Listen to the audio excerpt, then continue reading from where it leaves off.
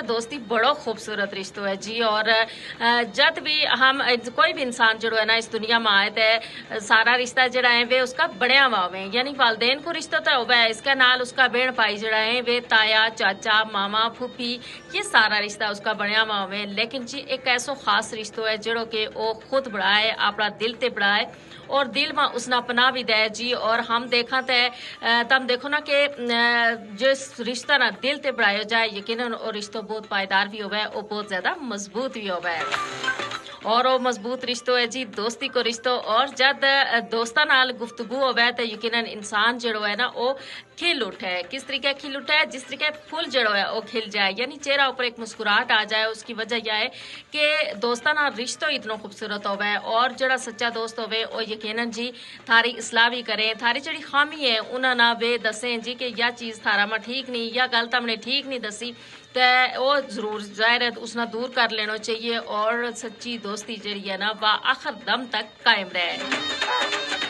आज का दौर में देखा जी तो जिस तरीके बाकी चीज़ों में काफ़ी बदलाव आ गया है, यानी हर मामला जड़ो है कुछ जिद्दतें जड़ो है हमारा अंदर बहुत सारी ऐसी चीज़ पैदा कर छोड़ी है कि जिन्हों की वजह से ना हम अपना असल से बहुत ज़्यादा हट गए। और यही चीज़ जी जो दोस्ती को रिश्तो है ना इसमें भी कुछ ऐसी चीज़ आ गई है, यानी कि हूँ जड़ी वह सच्ची दोस्ती है थी वह हम ना बिल्कुल जड़ी है गायब होती थी इसके ये और नायाब हो गई है, यानी सच्ची दोस्ती। और हूँ अगर दोस्ती भी कोई किसी ना रखे ना बस सिर्फ अपना मतलब वास्ते रखे है, यानी कि अगर मिला किसी तक कोई काम है तो हूँ उस नाल दोस्ती लाऊंगी पहले और उसके बाद जी वो आप काम हो गयो तो फिर बस वो दोस्ती खत्म। और इसके बाद तुम देखो जी कि फिर अगर किसी ना दोस्त क्यों भी जाए ना तो अगर उसने कोई तम ना किसी हवाला नाल कोई थारी खामी दस छोड़ी या किसी जगह थारी इसलाह कर छोड़ी तो तुम एकदम उससे खफा हो जाओ। क्यों खफा हो जाओ जी? दोस्त की गल ना बिल्कुल दोस्त की गल ते बुरो नहीं मनाता। और इंसान जो है इस दुनिया में उसना बहुत सारा जड़ा रिश्ता है उनकी लोड़ पे है